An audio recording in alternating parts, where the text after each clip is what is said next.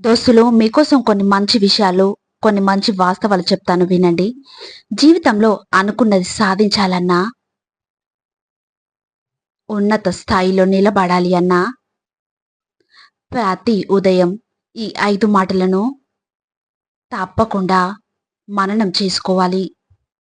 మొదటిది, నేను ఏదైనా చేయగల సామర్థ్యున్ని అని. రెండవది, నేను నా కర్మలను, నా ధర్మాలను ఎంత కఠినంగా ఉన్నా ఒంటరిగా నిర్వర్తించగలను అని. మూడవది, భగవంతుడు ఎప్పుడు కూడా తప్పకుండా నాతోనే ఉంటాడు అని. ఇక నాలుగవది, ప్రతి ఒక్కరికి ఒకరోజు తప్పకుండా వస్తుంది అని. అలాంటిదే ఇక ఈరోజు నాది అని. ఐదవది, నాకు అసాధ్యమైనదంటూ ఏదీ లేదు. నేను తలుచుకుంటే చెయ్యలేనిదంటూ ఈ ప్రపంచంలో ఏదీ లేదు అని. విశ్వాసంతో ఉండండి. ఇక ధైర్యంగా ముందుకు వెళ్తూనే ఉండండి. గుర్తుంచుకోండి, ధైర్యంగా వెళ్ళే వారి దారి ఎప్పుడు కూడా దరిద్రంగా మాత్రం ఎప్పటికీ ఉండదని. ఇక వారి జీవితం కూడా అర్థమైందనుకుంటా. ఒకసారి గాడిద ఇంకా వీధిలో ఉండే శునకం మధ్య ఒక షరతు ఏర్పడింది. ఎవరైతే పరిగెత్తి పరుగు పందెంలో గెలుస్తారో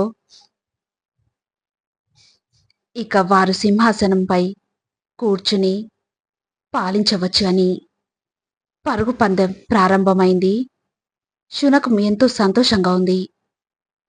శునకం అనుకుంటుంది, నేను చాలా వేగంగా పరిగెడతాను కాబట్టి గాడిదను ఎంతో సునాయాసంగా ఓడించవచ్చు అని. ఇక వారిద్దరూ పరిగెత్తడం మొదలుపెట్టారు. కాని పాపం ఆ శునకానికి తెలియదు, ప్రతి వీధిలో అనేక శునకాలు ఉంటాయని. అవి ఈ శునకాన్ని ముందుకు సాగనివ్వవని. ఇక జరిగింది కూడా అదే. అలాగే ఆ శునకం పరిగెత్తిన ప్రతి వీధిలోని శునకాలు దానిపై దాడి చేశాయి. ఆ శునకం మిగతా శునకాలతో పోరాడుతూ ఏదో విధంగా అనుకున్న స్థలానికి చేరుకుంటుంది.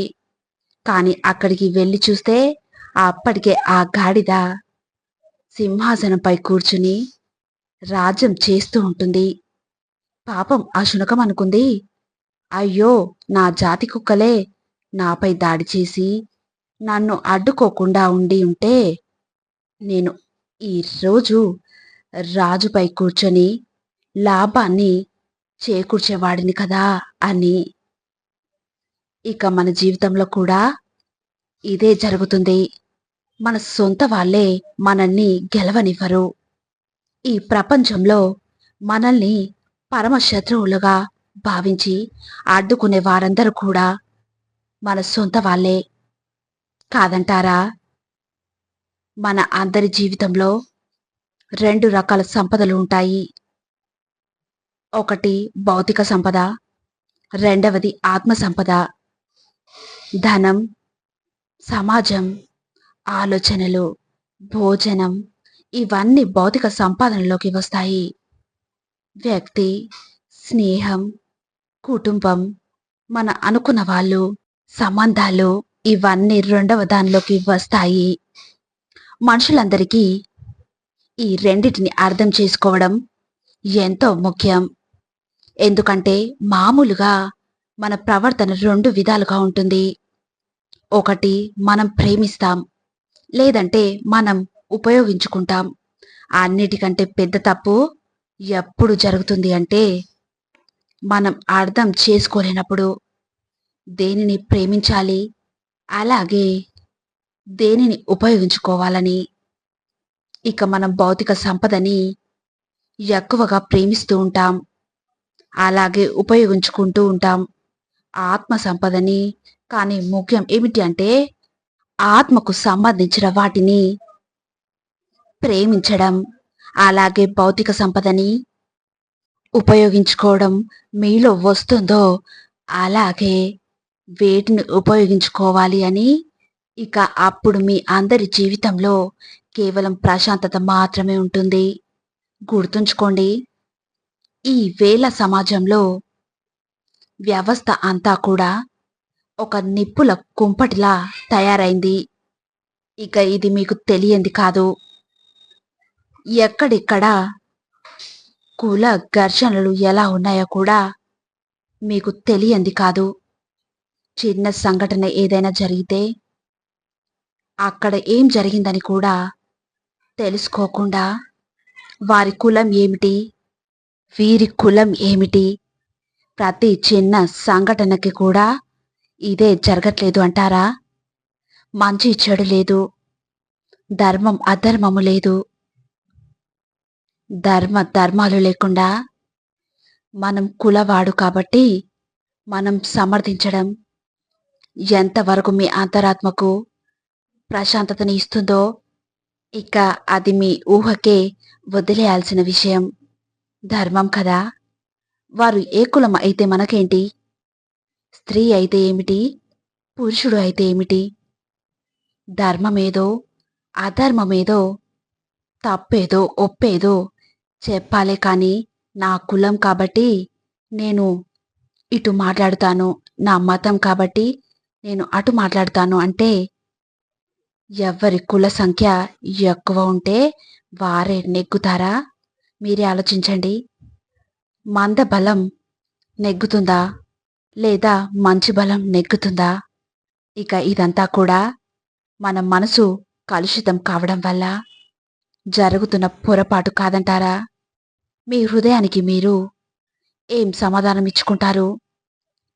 ఒకరు మీ వల్ల తీవ్రంగా నష్టపోతే, ఒకరి జీవితం మీ కారణంగా నాశనమవుతే, ఇక మీ వల్ల ఒకరి ప్రాణమే పోతే మీరు మీ యొక్క అంతరాత్మకు ఎలాంటి సమాధానం ఇచ్చుకోగలరు? ఇక దాన్ని సమర్థించుకోగలరా? మీరే ఆలోచించండి.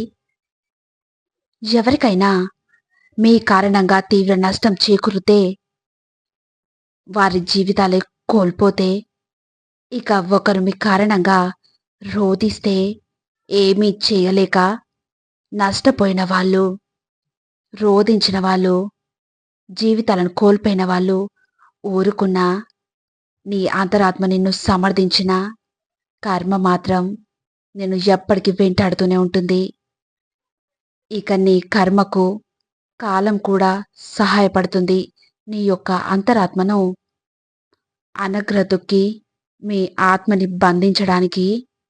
జీవితంలో ఏదైనా చేసే ముందు గుర్తుంచుకోండి, కర్మను ఇంకా కాలాన్ని గుర్తుంచుకోండి, ధర్మాన్ని ఇంకా అధర్మాన్ని గుర్తుంచుకోండి, మనిషిని ఇంకా మనసుని ఇక గుర్తుంచుకోండి. మీ యొక్క అంతరాత్మను అర్థమైందనుకుంటా. మరిన్ని ఇలాంటి మంచి వీడియోస్ కోసం please like, share and subscribe.